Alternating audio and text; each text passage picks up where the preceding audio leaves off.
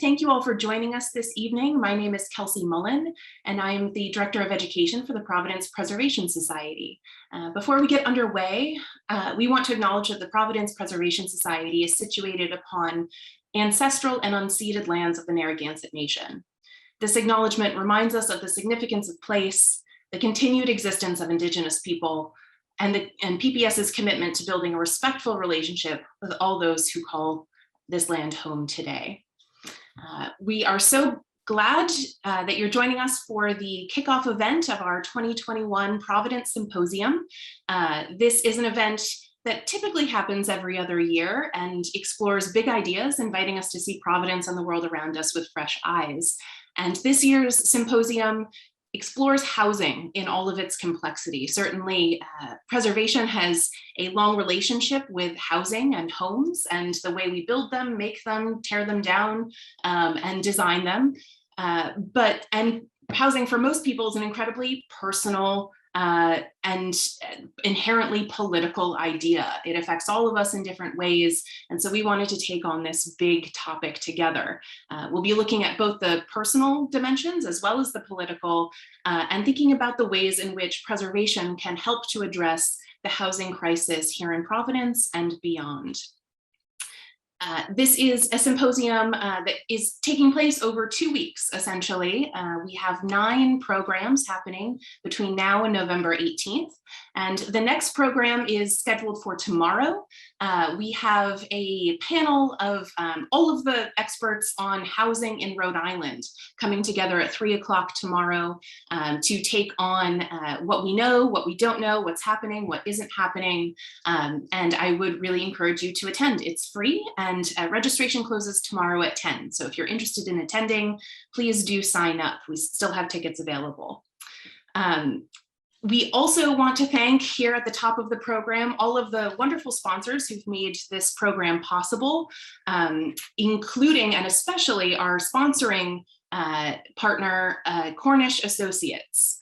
And they are underwriting most of the symposium, and we're grateful to their support, as well as the partners in preservation who support us year-round.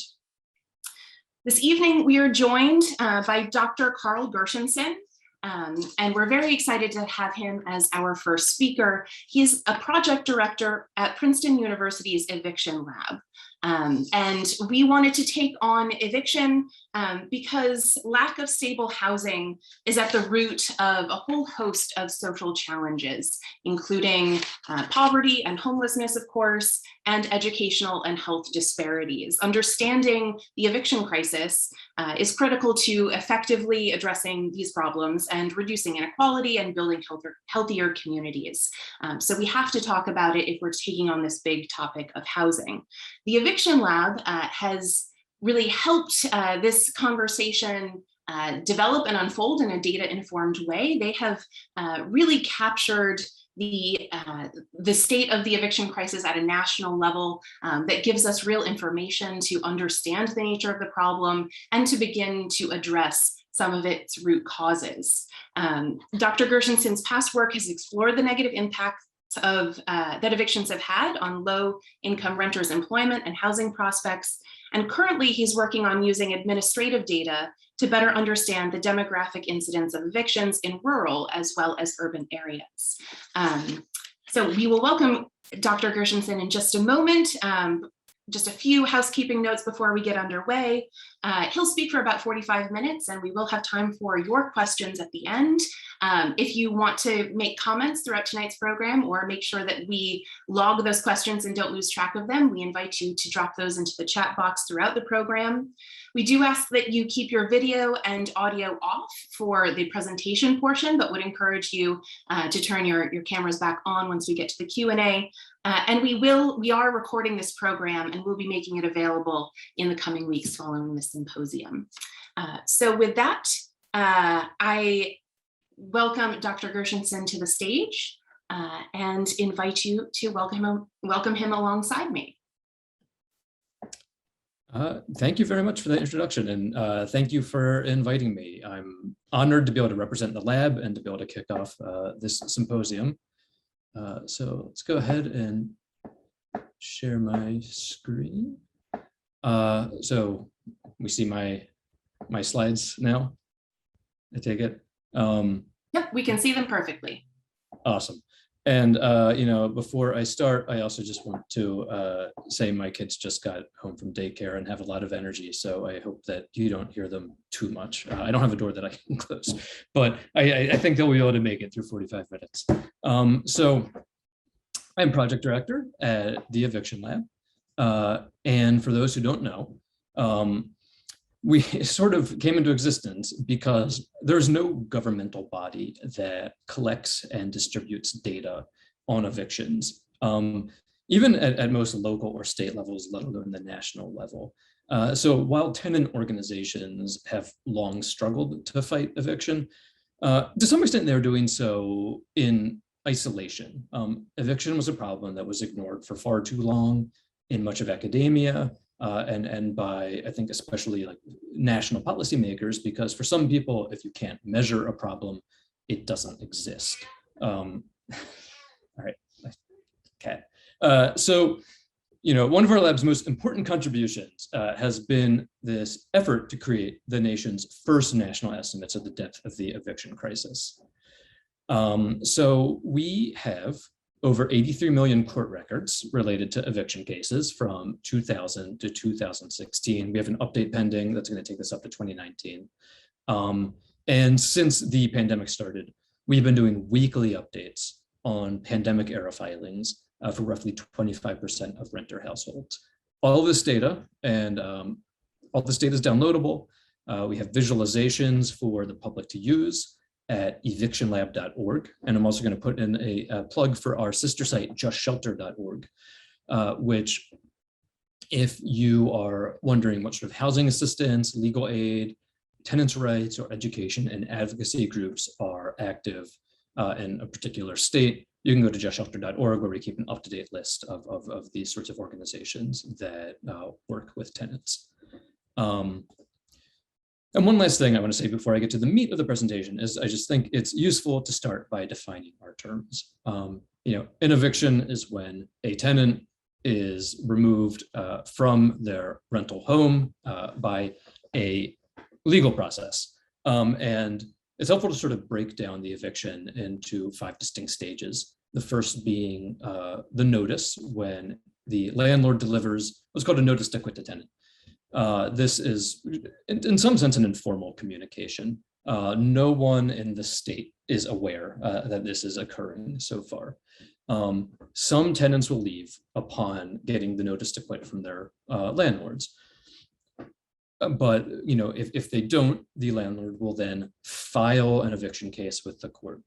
And this is the first portion of the eviction process that is memorialized by the administrative state. So for most of the presentation, when I'm talking about our data, this is data that we got from the filing process.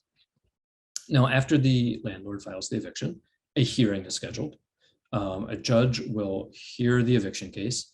In the vast majority of instances, the landlord will have representation. The tenant typically does not. In fact, many tenants do not show up at the trial, either because they can't get a day off or they don't expect to win. So, why bother, and so forth. So the judge issues a judgment. And again, in the overwhelming majority of cases, these favor the landlord. And they will usually give the landlord the legal ability to repossess the property. And in some cases, there will be a money judgment against the tenant. So the tenant would be legally obligated to pay arrears. If the tenant does not leave at the end of the period determined by the court decision, at some point law enforcement will show up, remove the tenant and their belongings. Now, tenants can leave their homes at any point in this process. And if they leave before the filing goes in, or if they leave before there's a hearing, we consider that an informal eviction, which we are not able to see because it does not create a record with the city or with the county. Now, the ratio of informal to formal evictions is unknown. A lot of people are trying to estimate that, but just for the purposes of this presentation, know that we are undercounting the number of evictions that occur in this country. That said, how bad is the eviction crisis? How big of a problem is it by the numbers? What our lab has found is that between 2000 and 2016, landlords filed over 61 million eviction cases in the United States. In 2016 alone, landlords filed 3.7 million eviction cases. That translates out to about 7 a minute. And that's an annual eviction filing rate of around 7%. So for every 100 renter households in this country, 7 of them would be filed against it each year. Two other ways to put this in context. We all remember how bad the housing crisis was in 2009, how bad the number of foreclosure starts was around then. Well, every year in America is worse than that for renters. Every year, the number of eviction cases far exceeds the number of foreclosure starts in 2009. And another metric that you can use to think about this is the international context. The United States is an outlier in having an eviction filing rate around 7%. I think Quebec is about 4%, and then just about every country in Europe is at 2%, 1%, or even lower. So the US is just an extreme outlier here. And I just want to emphasize that eviction is a nationwide problem. It affects blue states and red states. It affects urban areas and rural communities. Now, this map that we're looking at here is a county level map of eviction rates prior to the pandemic. So this is 2016. And basically, the larger the red dot, the higher the eviction filing rate was in that county. And I think you can see, oh, and if it's not filled in, we are unfortunately missing data. So Arkansas and the Dakotas, we were not able to get good county level data for. But you can see quite a bit of regional variation here. The Southeast and the Rust Belt really stand out as areas with extremely high rates of eviction filing. What's harder to see here is that the nation's urban areas tend to have much higher rates of evictions than rural areas, but that's not to say that rural areas are immune. There are some pockets of extreme incivility in rural areas, especially those rural areas that are much poorer than average or which have much higher Black populations than average. And it's also important to note that the suburbs aren't immune either. We know that high housing costs have been pushing poor families out of city centers and into inner ring suburbs, and eviction filings are following them there. So if we zoom in at the city level, again, we see that evictions are far from evenly distributed. So here is a map that I generated using the mapping tool on our website of Providence in 2016. Providence's eviction filing rate is 6.2%. That's about average from a national perspective. And there are two stylized facts to understand the distribution of evictions within a city. And that is evictions are concentrated in low-income areas, and they are especially concentrated in segregated neighborhoods with high percentages of Black renters.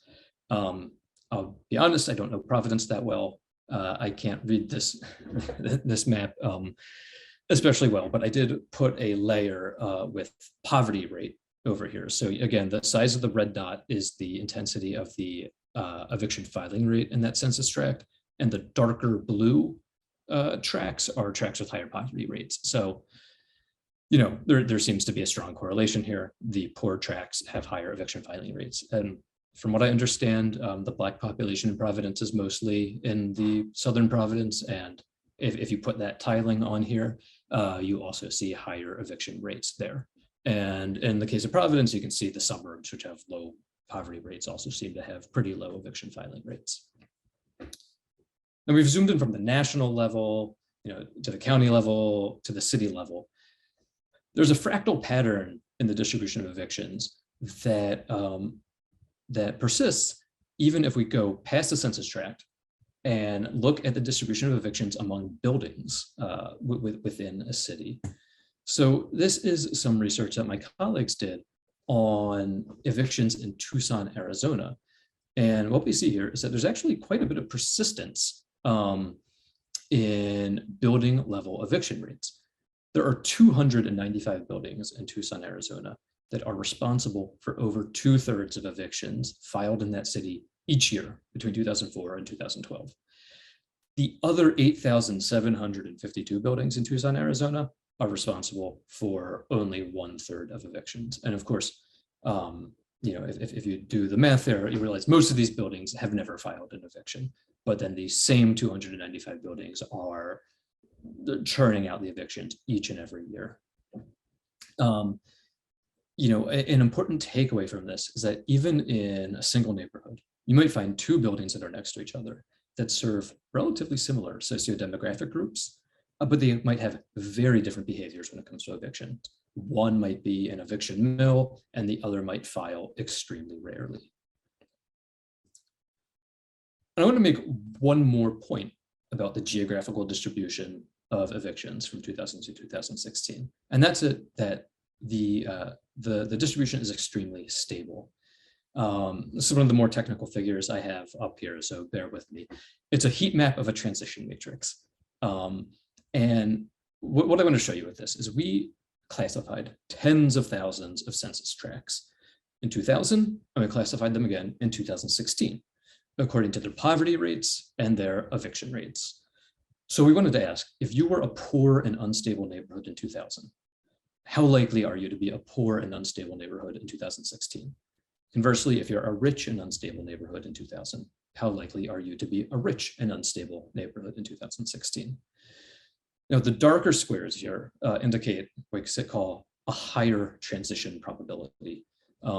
And all you need to take away from this is that line of dark red and crimson up the diagonal tells us that there is extreme stability in the geographical distribution of evictions. Basically, if you were a high evicting neighborhood in 2000, you are still a high evicting neighborhood in 2016. It is very rare for you to change your status. And I think that this is important if you are trying to visualize for yourself the bulk of evictions, sort of what is the prototypical eviction.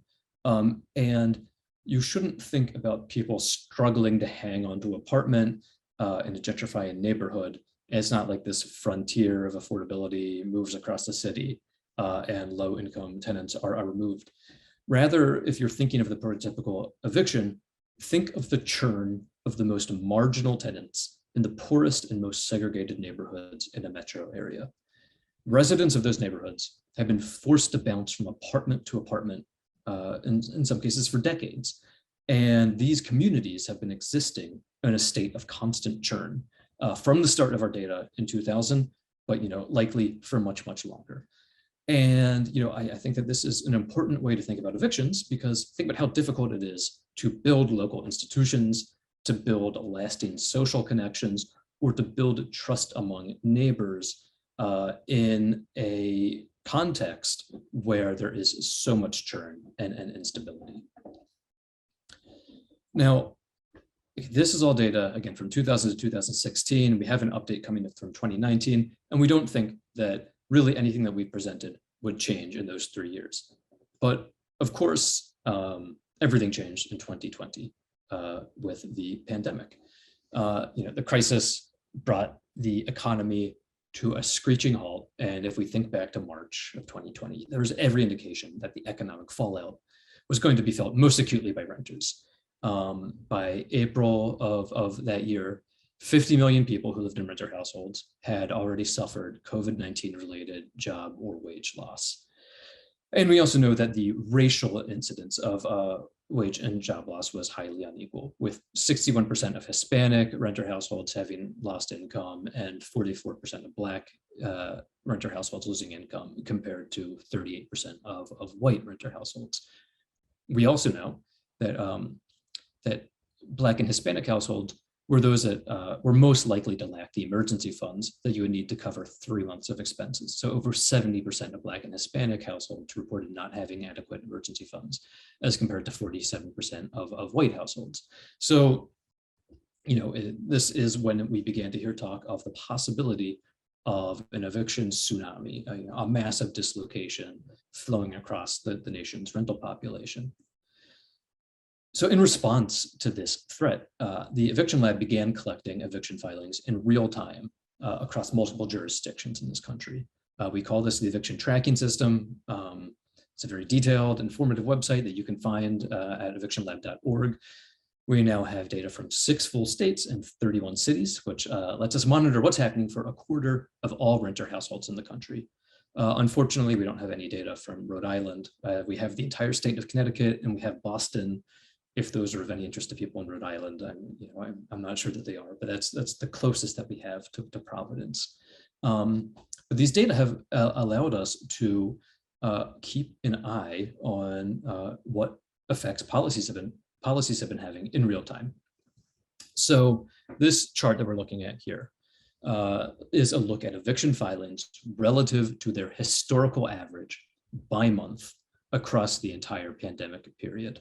You'll see that pre-pandemic, so in January and February of last year, filings were at about 100% of historical trends.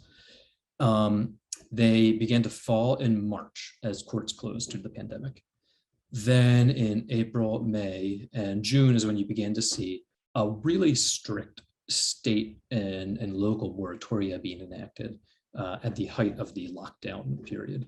And there you see evictions fell to 10% of historical averages before beginning to track back up as these moratoria expired.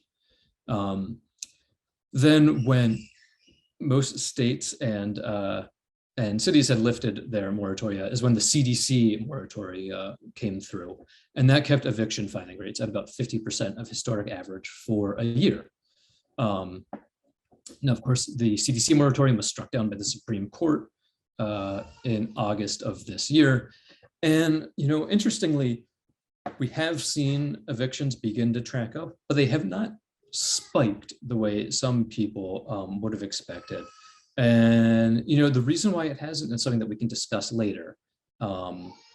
But, this is an indication, I think, of how many renters were ultimately kept in their homes due to the unprecedented policy response over the last few years. And this was a policy response, again, at the federal level, at the state level, the national level, and also the mobilization of civil society, legal aid groups, tenant advocates, and so forth.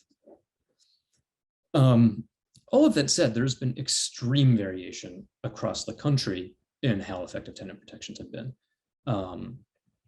So these are all of the cities that we monitor at the eviction tracking system. And you can see at this end, New York, Richmond, Austin, Philadelphia have mostly kept evictions at around 0.25% of historical average or lower.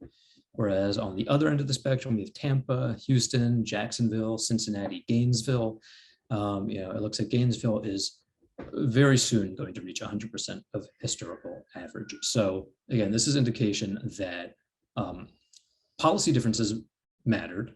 What kind of moratorium and tenant protections were enacted during this time, and also how successful were local governments and states at distributing emergency rental assistance. Huge variation there. But I think that the big unanswered question, of course, is what are these data going to look like in a year when the emergency rental funds are spent down? Many of these emergency tenant protections expire. Are all of these municipalities going to return to the old normal? Are we going to return to that extreme geographical stability that I've shown you prevailed from at least 2000 to 2019? Or have some cities taken a hard turn towards rental protections? That's to be determined. I actually think that some cities have really changed their approach to protecting tenants during this period. And for the rest of the talk, I'm going to talk about why I think that more cities should take these tenant protections very seriously. So let's turn from the geographic distribution of evictions to talking about the socio-demographic distribution of evictions. So what kinds of people are the most at risk due to eviction? I already mentioned it's overwhelmingly communities of color and low-income communities that suffer the brunt of the American eviction crisis. Two other groups I want to point out: women are more likely to suffer from eviction than men, and this might be because they are more likely to be caretakers of children. So the presence of children in a household is one of the strongest indicators of eviction risk. Why is this? I mean, it is illegal to discriminate in a housing context against families with children, but we know that it happens all the time. Kids represent additional wear and tear on a home. You'll often hear landlords associating older children, especially older children of color, with involvement in crime and so forth. So landlords very often will look for an opportunity to replace a family with children with sort of an equivalent family without children. And we're going to talk about how many negative consequences this has for children in particular. Here are some statistics that we have on the racial disparities in evictions. So I want to direct your attention to this column here, which is our column for Black renters. If you look at this white bar, this is showing that Black renters represent 20% of the rental households in the United States. Yet Black renters make up over 30% of families that are filed against an eviction court, and they represent over 30% of families who are ultimately removed from their homes due to eviction. And what I think is really interesting about this is just that Black renters are the only overrepresented group here. So Hispanic families are not overrepresented, white families are especially not overrepresented in terms of their share of evictions. In fact, in 17 out of 35 states, Black renters are filed against at twice the rate of white renters. And why is this? Of course, this disparity is in large part due to generations of structural racism in this country, resulting in Black renters having fewer material resources, less wealth, lower incomes, fewer job opportunities, lower rates of home ownership, and so forth. But it's not just about money. So in one study, Matt Desmond, the principal investigator at the lab, and we find that having what we call a disadvantaged social network is a strong predictor of eviction. And why might that be? So this is an opportunity to think about how race and housing intersect with so many other of our contemporary social problems. What we find is that evictions often pit relationships against housing stability. And I think that this tension is really beautifully illustrated in a book I'd recommend by Reuben Jonathan Miller. He's a professor at University of Michigan. His book is called Race, Punishment, and the Afterlife of Mass Incarceration, Halfway Home.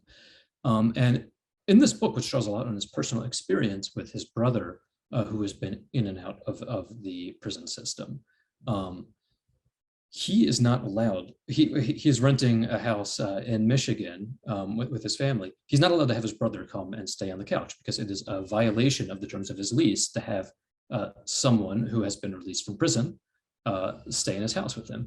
And he talks about, the lengths that he goes to as a man with a tenure check professorship at the University of Michigan, trying to find a house for his brother.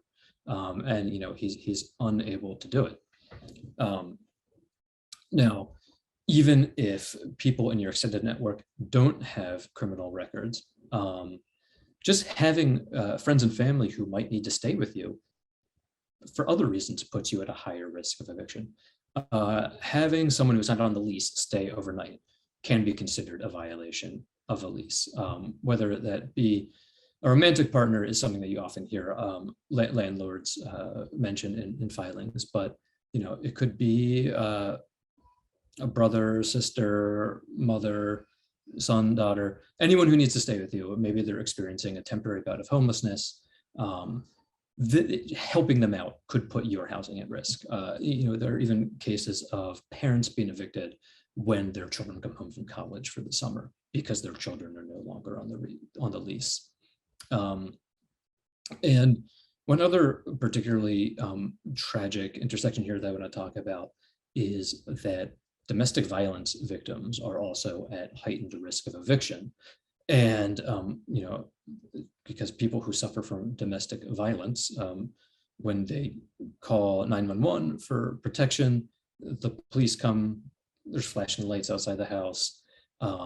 Landlords don't like this.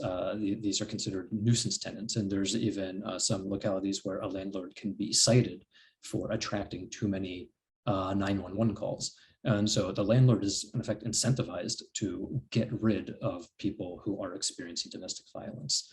And of course, this also intersects with your ability to help people in your network. If you have a close friend or family member who's experiencing domestic violence and you have them stay at your house for their protection, that could result in the abusive partner coming, knocking on your door, trying to knock down your door, 911 gets called, and then you could find yourself being evicted. So yeah, again, our housing regime encourages people in these situations to choose between maintaining close relationships and to choose between maintaining their housing stability. And due to the central role of policing and the prison system in a lot of this, you can see this is like quite a racialized issue. And again, it's a poverty trap. This is a way in which evictions and housing instability are disrupting relationships, is making it hard to build social capital, and the kinds of things that you could use to move out of poverty and so forth. So now I want to talk about all of the ways in which eviction can destabilize an individual's lives. And I'm going to do this through a vignette. I'm going to imagine a Black single mother, since that is the kind of person who's most likely to be evicted, who has an unexpected expense. She misses her rent, and the landlord files an eviction on her. Now, all of the outcomes, everything that I'm going to say happens to this family can all be backed up by quantitative research done by members of the lab and others in the housing policy research community. Now, this isn't to say that all of these adverse outcomes are likely to happen to the same family. I mean, I'm going to paint what is in some cases a worst case scenario, but it's not an unrealistic scenario. We know that this happens to, tens of thousands, maybe hundreds of thousands of people each year. So this family is filed against, they come home from work, find that she's been locked out of her apartment. All of her possessions are stacked up on the curb. She can't afford a moving truck on such short notice. So, the first thing that happens to this family is the mother has to choose the most important possessions, whatever she can carry in a duffel bag, and the rest goes to the dump. She goes and stays. She finds a friend's couch that she can stay on. So she and her child are now homeless, right? And at this point, as you're worrying how to get you and your kid out of the situation, it's easy to understand how you might suffer from mental health issues like anxiety and depression. That's a very common outcome of eviction. But stress can also worsen health conditions, physical health conditions like heart disease and a stroke. But this is especially bad for people who have chronic medical issues that maybe require time-intensive treatment regimens. Like if you have a lot of medication or some sort of medical device that you need to treat your condition, or if you need regular access to doctors, therapists, pharmacies, and so forth. Maybe they're in one part of town, now you live in the other part of town, or you're busy, you're distracted. We see medical treatment disrupted, physical health begins to decline as soon as someone's removed from their home. Now that this family's been filed on, their tenant screening report has taken a permanent hit. Some people call this the scarlet E of eviction. It can become very difficult for evicted tenants to find new housing. It's already hard to find affordable housing in this country when you're poor, when you're Black, you have a child. We know that there's a general shortage of housing in this country, but now you have an eviction on your record as well. So you're executing this housing search. Time's going on, a month goes on, and you haven't found a home. So your friend maybe gets tired of you sleeping on their couch. They tell you, you gotta go. So what does a family do in this scenario? I mean, if they have the money, maybe they can stay in a hotel or motel, but that's really expensive. If they don't have the money, your options are a homeless shelter, an extended stay on the streets, or trying to find, another couch to sleep on. Now, as you sort of move down if you go down your list of contacts from family, close friends, when people begin to get desperate, they are often on the couch of, say an older man who's long had a romantic interest in this mother or something. We know that people experiencing homelessness are often put in situations where there's opportunities for coercion. So whether you're in a shelter, homeless, or couch surfing, these are situations that are associated with higher risks of sexual abuse for the mother and her child. And there is a lot of medical research which shows that evictions are linked to higher rates of sexually transmitted infections, often because of the kind of sexual abuse that people suffer after the eviction. So as the stress and the trauma of all of this add up, it's not surprising if this mother's work performance starts slipping. Not just the stress and trauma, maybe she used to live near work, or maybe she used to live near a bus line and now she doesn't. So she started showing up late to work. She's tired when she gets there. She's distracted. Finally, her boss fires her. So we, again, have findings showing that people who are evicted have a 20% higher probability of losing their jobs in the year after an eviction as compared to an otherwise similar person. So again, eviction is not just a consequence of poverty, but it is also a cause. Now remember, while all this is going on, this mother is still searching for new housing. So months and months, she finally finds a new house. How did she do this? The answer is it's usually because it's a house that no one else wants. Maybe it's in the most violent neighborhood in the city, or maybe the condition of the house is atrocious. Rodents, mildew, safety hazards, a broken furnace, but she knows she can't be choosy, so she moves in. And again, we can show this in our research that the first home that you find after an eviction is usually in the worst neighborhoods and in the worst condition in the city. But you can also show that the family is very likely to move again within a year, because they're going to try to find a house that's better than this really substandard house that they've been forced to adopt.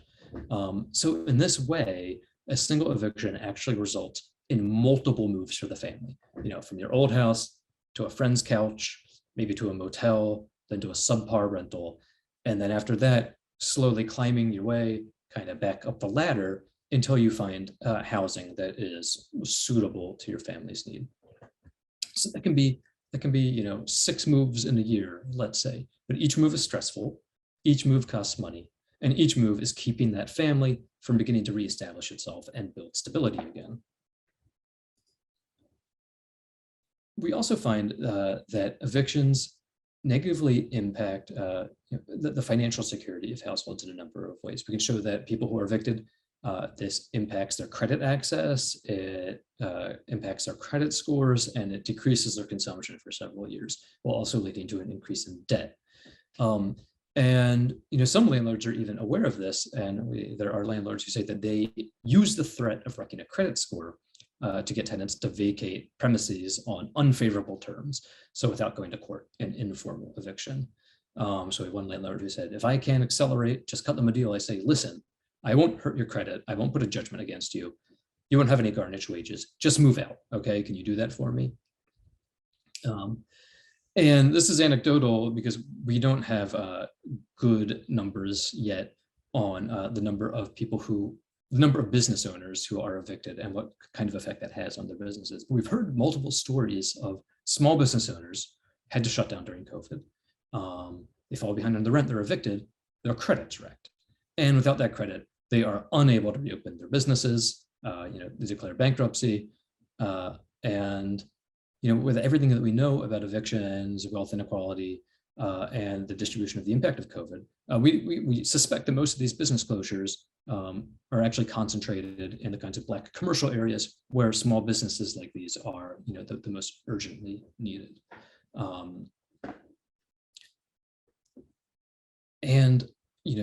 I also really want to stress the damage that eviction does to children, which is another way in which evictions perpetuate intergenerational disadvantage, the way that evictions create sort of perpetual poverty in certain communities.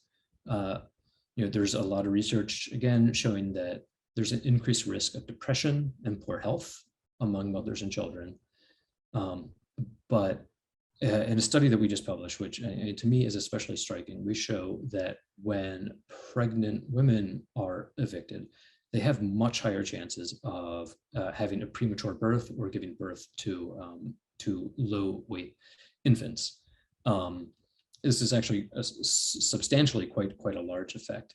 And, you know, medical science being what it is, I mean, you know, a lot of premature children who were born prematurely or were born low weight, you know, go on to thrive and have completely, you know, normal outcomes. But these mothers are already disadvantaged mothers, right? They're already experiencing poverty, already experiencing stress and instability, already experiencing less high quality medical care. And so when the child is born prematurely and a low weight into that kind of environment, they are not given the opportunity to catch up with their peers who may have been born prematurely. So, you know, these are children who are set out on the worst possible foot, you know, literally from within the womb, thanks to housing instability. And, you know, even as children are developing, we also know that multiple moves cause worse educational outcomes. You know, there's actually research linking even voluntary moves during the school year to learning loss. And imagine how much worse that is when the move isn't voluntary, but is an eviction. Especially, as I talked about, you lose your house and you move to a much more stressful living situation in a high crime neighborhood, or a house that doesn't have you know, adequate heating. And maybe you move 6 times as your family tries to reestablish itself. Each of those moves is disrupting established school relationships. It's disrupting established aftercare relationships, which, you know, we know also makes it harder for the parents to find work. It's disrupting friendships. And, you know, this is ultimately detrimental to the children's academic and emotional development. So again, this is a way in which housing trauma in one generation passes on to the next. One last piece that I want to touch on here, though, specifically has to do with mortality during the pandemic. The lab has done some work examining the relationship between COVID-19 vaccination rates and eviction filings earlier in the year. I mean, vaccination rates have been much higher lately than when we collected this data. But what we were able to show was that every jurisdiction for which we were able to locate data, the zip codes that had the highest rates of eviction were also the zip codes that had the lowest rates of vaccinations. And we're not claiming a causal relationship here, but again, this is an indicator of how much concentrated and overlapping disadvantage there is for these communities. And there is good evidence that housing instability during the pandemic was in fact fatal. This study, which was looking at the lifting of moratoria, showed that in localities that lifted a moratorium, there was a doubling in the incidence of COVID cases in the 10 weeks following, and an increase of deaths at a rate of 5 times the rate if the moratorium had not been lifted. That translates out to a total of over 400,000 excess cases of COVID and about 11,000 excess deaths associated with the lifting of eviction moratoriums. Now, the mechanism here is that families who are evicted are very likely to double up with friends and families. And we know that the household was one of the main sites of transmission of COVID. So by smashing 2 households together, you are really increasing the probability of COVID spreading among everyone in that household. But I think it's really important, thinking about everything that we know about the demographic incidence of COVID and the demographic incidence of evictions and poverty. When we think about the fatalities among caregivers. This was a study out of pediatrics that really caught my eye, that when this was published, 1 out of 750 white children had lost a caregiver, 1 out of 600 Asian children had lost a caregiver, 1 out of 400 Hispanic children had lost a caregiver, 1 out of 300 Black children had lost a caregiver, and 1 out of 170 American Indian children had lost a caregiver. And of course, those numbers have gotten worse since the time this study was published. And it's just a really stark reminder that children scarred by the last 2 years are going to need so much help breaking out of all of these intergenerational cycles of poverty. But that is, a quick overview of how evictions destabilize individual lives. What happens when we aggregate up from all of these families, all these households, and we look at communities? communities that are characterized by eviction have this incredible rate of residential churn. And there is a lot of research in sociology showing that there are countless benefits to communities where people know each other, where there's some base level of stability. Whereas neighborhoods with high eviction rates, on the other hand, they have low levels of trust. There are fewer relationships among neighbors. So for these reasons, we have studies showing that these neighborhoods with high levels of eviction also suffer from higher rates of blight in vacant homes. They have higher levels of violence. And the lab actually recently published a paper showing that these high evicting neighborhoods even have lower rates of voting.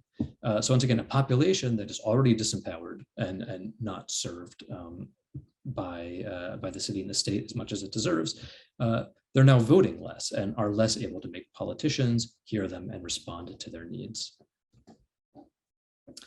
And if the humanitarian disaster here doesn't get to you, we also think that evictions are costly to the public sector.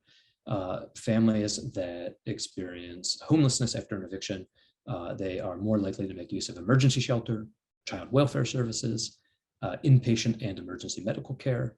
There are policing costs associated with evictions. There are the court costs of processing 3.7 million cases a year.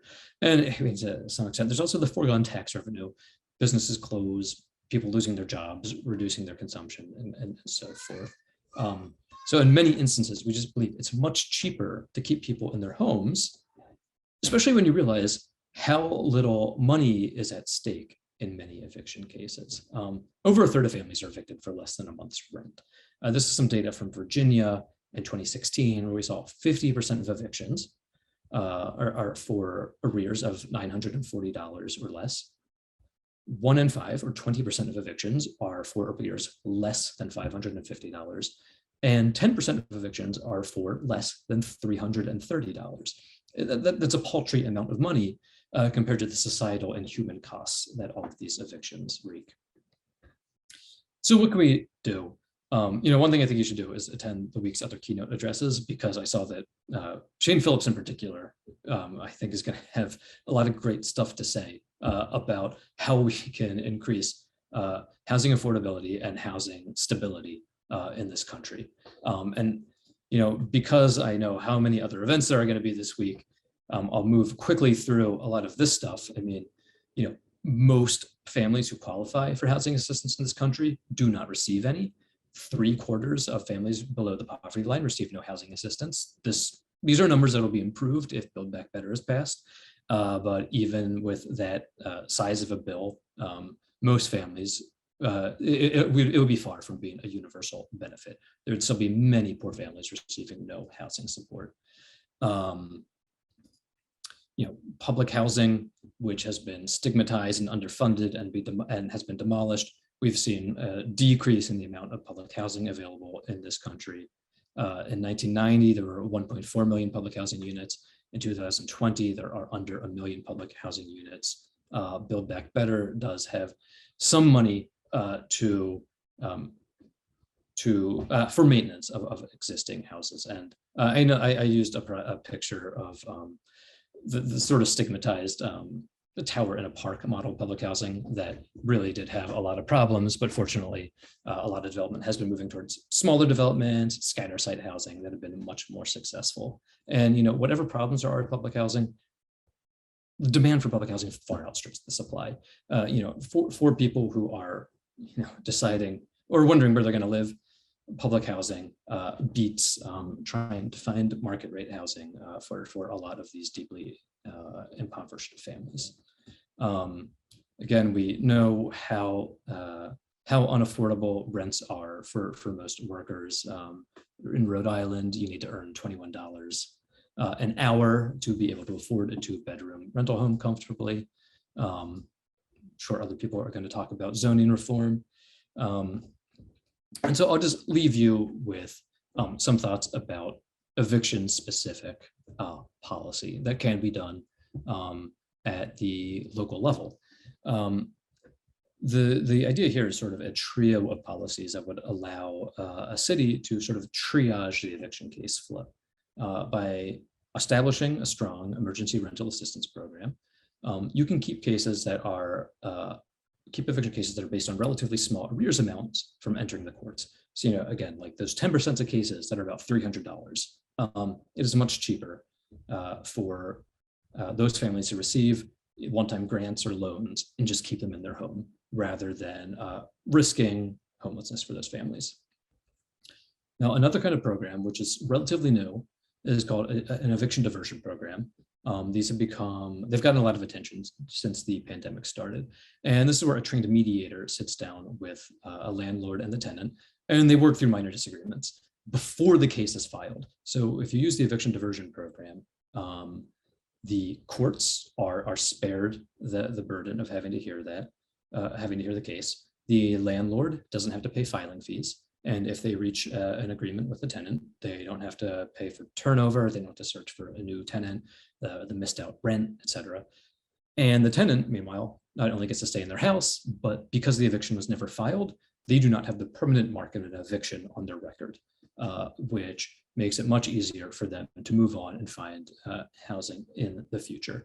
And again, this is something that's really useful for a lot of minor disagreements, like a dispute about a romantic partner staying over too many nights, or the landlord not repairing the oven like they said they would, or working out a payment plan for relatively small fees. Now, if you have the emergency rental assistance and the eviction diversion program, you've greatly reduced the flow of eviction cases into the courts, which is good because the courts are so overburdened with housing cases that the average case lasts only 90 seconds, according to one study. So by triaging these easier to deal with cases, the courts would then be able to give more than just sort of like pro forma attention to each of these cases. Now, to make this worthwhile, you need a right to counsel. 90% of landlords are represented by counsel in eviction cases, but shockingly few tenants are represented by counsel.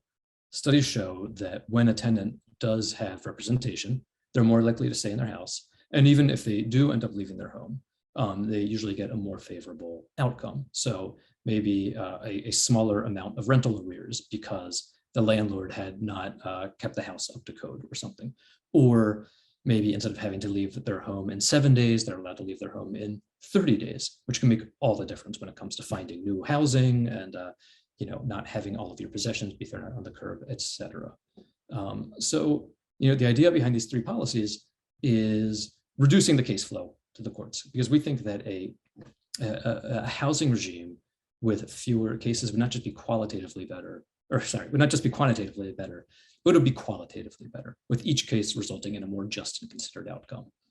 And ultimately, what we want to do is we want these policies to make it so it's not second nature for a landlord to reach for the eviction slip as soon as rent's late, or if there's a disagreement with the tenant. Because all of our research shows that by making evictions rare, the poorest families are going to be more able to break out of cycles of poverty, and the poorest communities that have seen decades of residential churn are going to be better able to build institutions and the social cohesion necessary to begin to heal and thrive. So that's my presentation. Thank you everyone for listening, and really look forward to your questions and comments. Terrific. Thank you, Carl. And I would encourage you, audience, if you've got those questions, you can drop them in the chat now. Carl, you've given us sort of a really holistic picture that is coming from a data-informed place.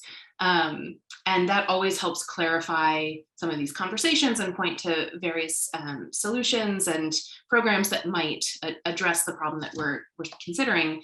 But as you talk with folks sort of outside the lab, make presentations like this, what have you found to be one of the most misunderstood aspects of this eviction crisis? What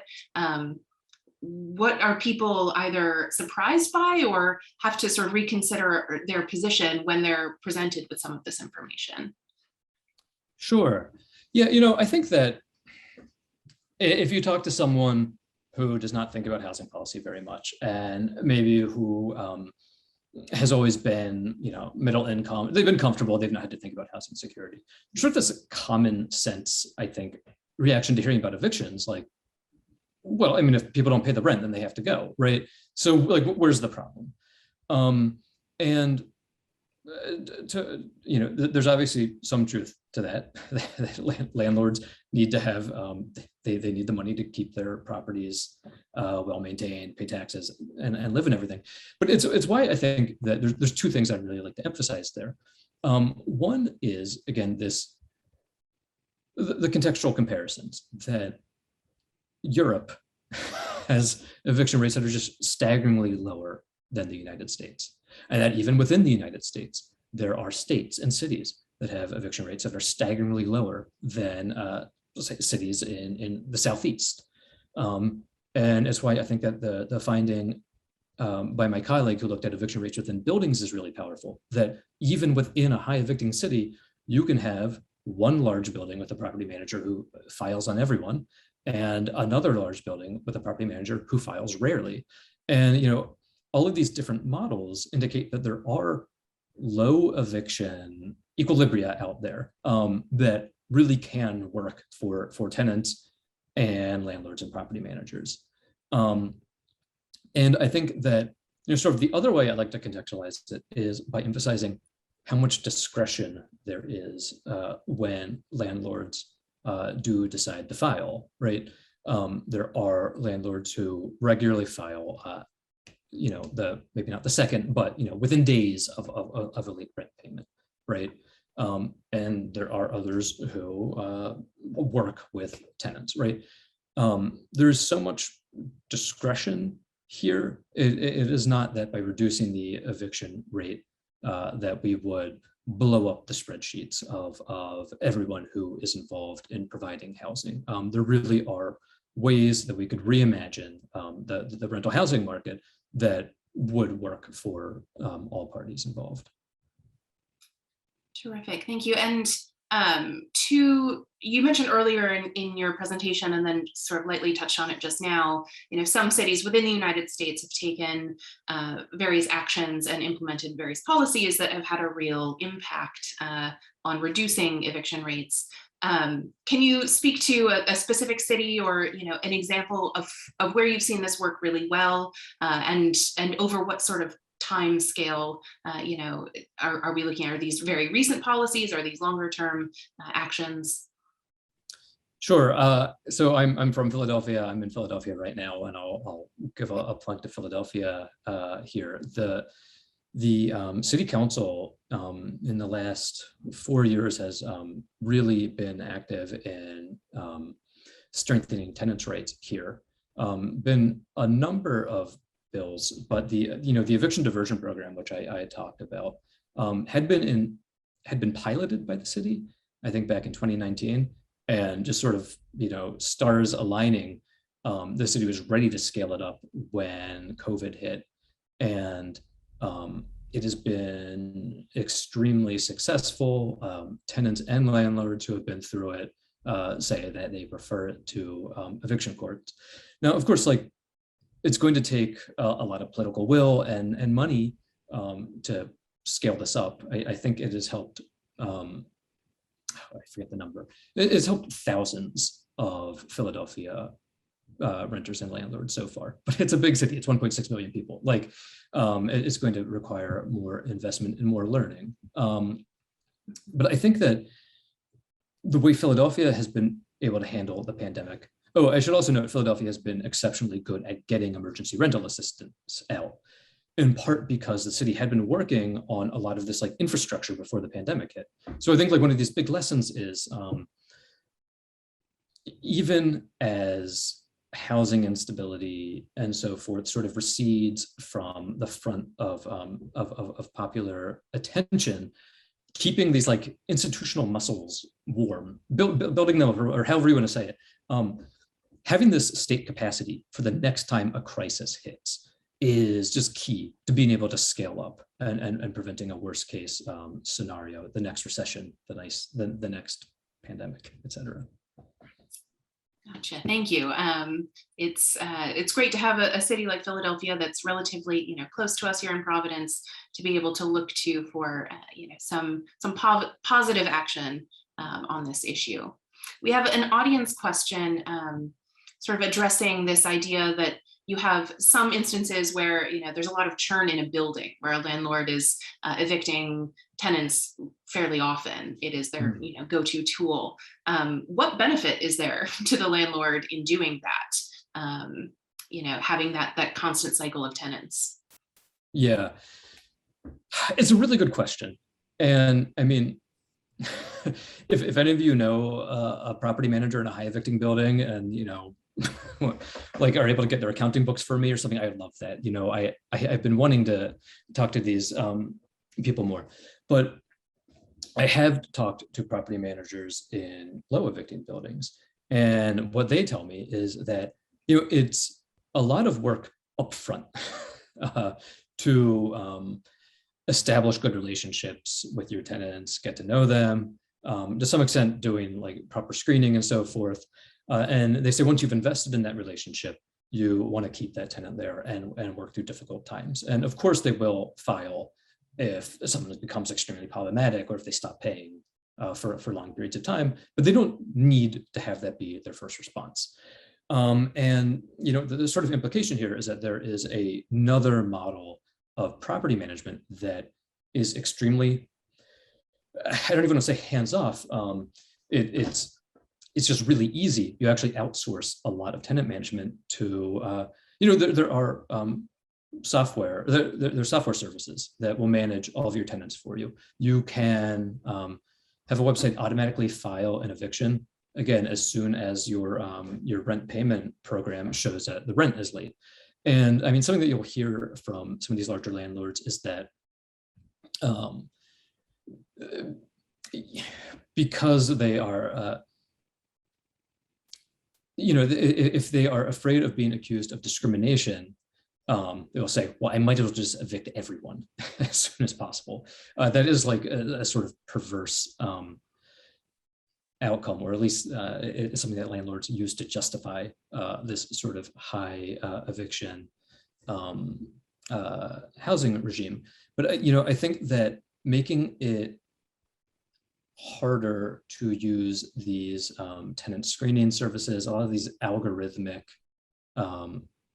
outsourcing all the decisions to an algorithm is just, it is not, it's easy, but it's not economically the best you can do. It's lazy, and it also creates some really perverse and unjust outcomes. Mm-hmm. Your comments actually speak to an audience question that we just got that sort of asks us to consider, yes, we're talking about business. A landlord is there to earn their own income, but what is the role of empathy in this sort of situation? And in this moment of racial reckoning, have we seen a shift at all in the way landlords are approaching this, maybe sort of thinking about fear of discrimination or a better informed understanding of these structural, forces that result in low income single Black mothers being the most likely to experience eviction? Yeah, that's a great question. And, I had to take off like my data scientist hat for a second because, I don't have like good survey data on that, but I have wondered it because, the eviction moratorium is lifted and we're not seeing the spike in evictions that we expected in some places. And, I do wonder to what extent maybe some landlords have just changed their behavior. It would be incredible if that were the case. I do know, again, whenever I attend a city council hearing in Philadelphia, when there's a new tenant protection law being proposed, and you have some landlords coming out against it, but there are a lot of small landlords who come to testify for increased rental protections. They say, I try to do what's right by my tenants, and it's nice to feel like you have the city behind you. So I think that there's definitely, I think that is part of the story here. And that certainly is, one of the reasons why we are so interested in looking at housing is that it, of course, has these sort of quantitative elements and, policy-driven outcomes, but it's also a human-to-human relationship as well, and that it can affect things as much as anything else. We have one question, and this may be our last before we wrap up, unless we get a couple more slipping in here at the end. It's about public housing authorities and whether or not we have data from these entities and how often they are issuing eviction notices. What is your take on how housing authorities are contributing to these forces and the eviction crisis? Sure. So yes, we do have data from public housing authorities, and it's a safe assumption that if there is a large public housing authority in your city, that they are the number one evictor there. Now, so I can tell you Philadelphia, I think 10% of evictions are from the public housing authority. And that's for two reasons. One, the public housing authority is just a huge, huge landlord. And of course, they are also serving the lowest income populations in the city. So it's not surprising that they are such high evictors. But of course, it does feel a little perverse, and we wish it weren't that way. But something that I'll say that there is research where if you're not comparing a public housing unit with 100 renters to a market rate apartment building with 100 renters in a middle income neighborhood, of course, then the public housing authority looks really bad. But if you compare a public housing unit to an equivalent market rate unit in a low income neighborhood, the public housing authority is going to look better. They have a lower eviction rate than the market rate landlord. And you'll see this for any of the rental assistance programs, Section 8, LIHTC, so forth. Developers and property managers who take advantage of those programs, they're going to look like they are some of the worst evictors in your city. But to some extent, that is because they are dealing with the lowest income populations. And so an apples to apples comparison, all of these, all of the programs that subsidize renters result in lower eviction rates than we would have without those programs that subsidize renters. And maybe elaborating just a little bit, can you comment on sort of eviction data as it relates to small, independent, business landlords versus corporate landlords? What do we see there when we look at that difference? Sure. So we, in general, see that large corporate landlords file evictions at higher rates than smaller mom and pop landlords. There are several schools of thought about how to explain this. One would be that, again, if you are a property manager, you might be more concerned about how you're abiding by fair housing law, where you want to be able to show that you evict everyone who does not meet the same criteria, right? So they might have sort of bureaucratic reasons to file evictions more quickly than a small landlord who might have developed a relationship with the tenant and says, oh, I know them, they're good for it, etc. But there is another school of thought that, well, large landlords are actually just more likely to use the court system because they have experience going to housing court. Whereas if you inherited your parents' property in a working class neighborhood in Baltimore, but you moved to California and you're renting it out, and I don't know, you don't know how to file an eviction in Baltimore, and you don't want to fly out to Baltimore. You might find a informal way to get your tenant to leave. So cash for keys or something, where you say, what if I give you $500? Will you vacate the premises? So we do think that small landlords are more likely to make use of these informal means of eviction. But small landlords are a really important element of the affordable housing landscape, right? A disproportionate amount of the naturally occurring affordable housing is owned and maintained by small landlords. So making sure that they stay in the game is very important. Well, thank you, Carl. Certainly the Eviction Lab is really helping inform this conversation. I'm curious whether you've seen other entities, whether that's local or state governments, collecting better data on this now that you are taking sort of this national perspective on the eviction crisis. Yeah, we say that we would love to be put out of, not put out of business. We'd like to remain as a housing policy research shop, but we don't wake up every day just eager to tabulate data. If the national government wanted to do that, we invite it. And actually, I think Senator Michael Bennet from Colorado had inserted some language in a bill that passed in 2019 that has instructed HUD to look into creating a national evictions database. So they're doing a feasibility study right now, and we really hope that they pull it off. Even if HUD doesn't, a lot of, there have been like a lot of, I don't know what you call them, data collectives, just people with data scraping skills who are active in the housing space, who have begun collecting data for their own communities. And they often contact us so that we're aware of them. We can promote them if someone wants to know what's going on, in my city.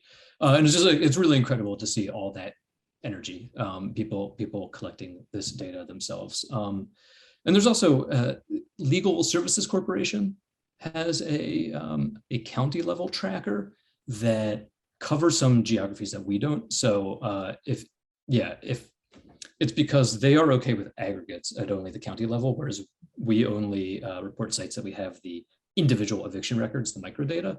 So that's why there's some disagreement on our coverage. But if you are curious in what's going on in parts of the country that we don't cover, go check out Legal Services Corporation. That's terrific. Thank you. And if, for any of our attendees tonight, if you want to sort of translate some of this information or these concepts to our local context here in Rhode Island and in Providence, we will have, all of the people in the state who inform and shape housing policy, both in Providence and Greater Rhode Island, as part of our panel on housing in Rhode Island tomorrow at 3 p.m. So you can, put the difficult questions to them and also hear a bit more of the local data and how it's playing out here in the Ocean State. We hope you'll join us for that. Reminder that tonight's lecture was recorded and will be available in the next couple of weeks if you want to catch up or needed to duck out for a moment. And truly appreciative, warm thank you to you, Carl, for your time tonight, especially considering you have little ones in the background who I'm sure are eager to spend time with you. Could you hear them? Or? Only a bit, and it is totally okay that you have a family and they are visible. So thank you for your time tonight. We hope you'll come and visit us in Providence one day. And thank you to you all for joining us this evening. We'll see you tomorrow or later this week. Thank you, everyone. It was a pleasure.